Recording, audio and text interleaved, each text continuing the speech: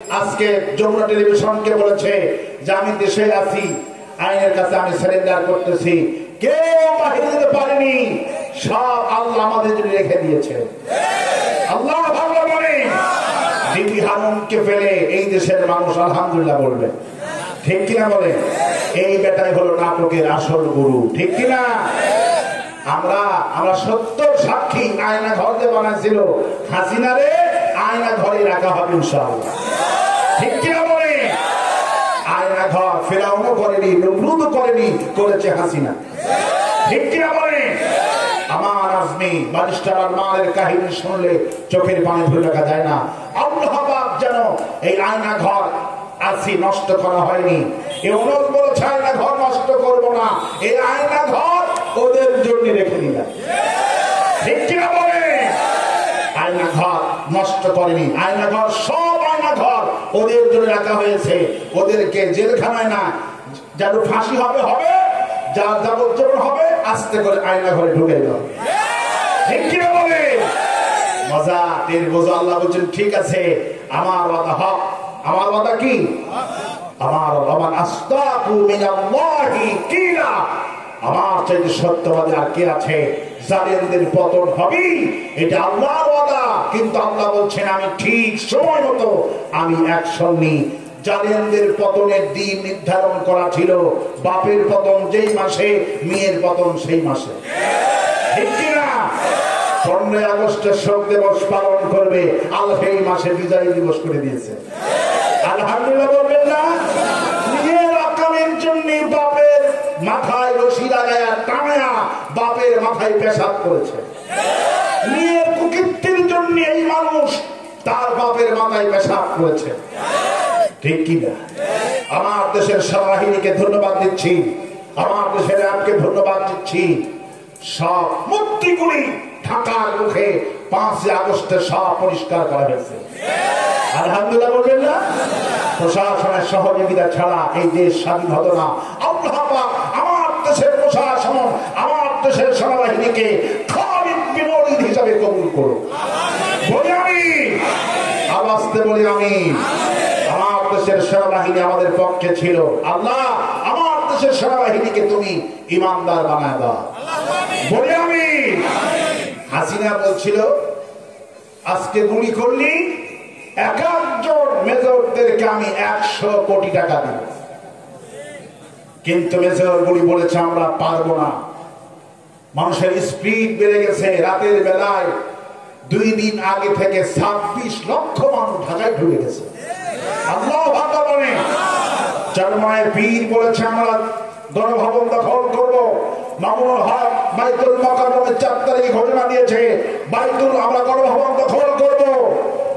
আর এই সব নাটকের মূল ছিল ইসলামী ছাত্র শিবির, কিন্তু গোপন করেছিল। আল্লাহ আকবার বলি। কারণ শিবির বললেই তোরা বলবে হ্যাঁ, আমরা বলি না আন্দোলনের মুন্ডায় ঘরে শিবির, এই জন্য শিবিরগুলি গোপনে ছিল। এই শহীদ আবু সাঈদ শিবিরের সাথী ছিল। আল্লাহ আকবার।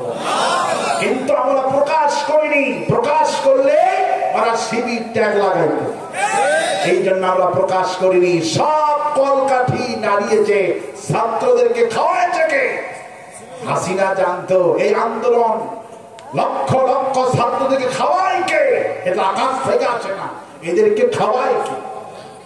হাসিনা ঠিকই জানে এগুলি খাওয়ায় জামাত শিবির। আলহামদুলিল্লাহ বলবেন না? এই হাজার হাজার ছাত্রকে কে খাওয়াছে? ঢাকার মুখে সবকিছু বন্ধ, পলকের নেট বন্ধ, ঠিক কিনা? পলক এখন কাঁদতেছে। আল্লাহ বলছেন দেখো ওদের প্রথম দুনিয়ায় মানুষ দেখবে পলক কয় আমি বন্ধ করিনি, নেট নাকি বন্ধ হয়ে গেছে, ঠিক কিনা? এখন সব বের হচ্ছে, এখন সব মিথ্যা। সার্ভার গুলি পুড়ে যায় না, ইচ্ছা করে এই দেশের মানুষকে কষ্ট দেওয়া হয়েছে যাতে করে হত্যার জবাব মুসলমান না জানে। কিন্তু আল্লাহ জানাইছে না, জানাইছে না? আল্লাহ পাক জানিয়েছে। আমরা যখন খুশি শুনতে পেয়েছি সিজদায় নত হয়ে পড়ছে আলহামদুলিল্লাহ।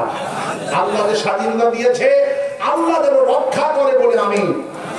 ষড়যন্ত্র চলছে। ষড়যন্ত্র কি? ভারত বসে নাই, আমাদের রানী ওখান থেকে রানী গেছে বন্যা আইছে, ঠিক কিনা বলে? কত কি করলো আল্লাহ পাক, সব ষড়যন্ত্র মোকাবেলা আমার দেশের মুসলমানদের তৌফিক দিন বলে আমি। কোন ষড়যন্ত্র কাজে লাগবে না, আল্লাহ ওয়াদা, বাংলাদেশ হবে কোরআনের বাংলাদেশ। আলহামদুলিল্লাহ। আল্লাহ পাক যেন আমাদের নেতাগুলিকে যেদিন কোরআনের রাজ কায়েম হয়ে যাবে, আল্লাহ যেন তাদেরকে এমনি সেই জান্নাতের মধ্যে আল্লাহ পাক যেন দেখানোর তৌফিক দান করে দেয় বলে আমি ধন্যবাদ দিচ্ছি। আমি 2 ঘন্টা কথা বলি কিন্তু আসলে আমি তো এসেছি 9:30টার সময়, কিন্তু মাহফিল কমিটি যেখানে কালেকশন সেখানে শেষ, ঠিক কিনা? এই জন্যই উপকার হয়েছে, কালেকশন হয়েছে, আলহামদুলিল্লাহ। আর আমিও 2 ঘন্টা বলতে পারলে অনেক উপকার আপনারা পাতেন। তারপর যতটুকু বলেছি আল্লাহ পাক যেন আমাদেরকে এইগুলি মানার তৌফিক দান করে দেয়। চেয়ারম্যান সাহেব অত্যন্ত ধৈর্য সহকারে তিনি শুনলেন, অত্যন্ত জ্ঞান মানুষ।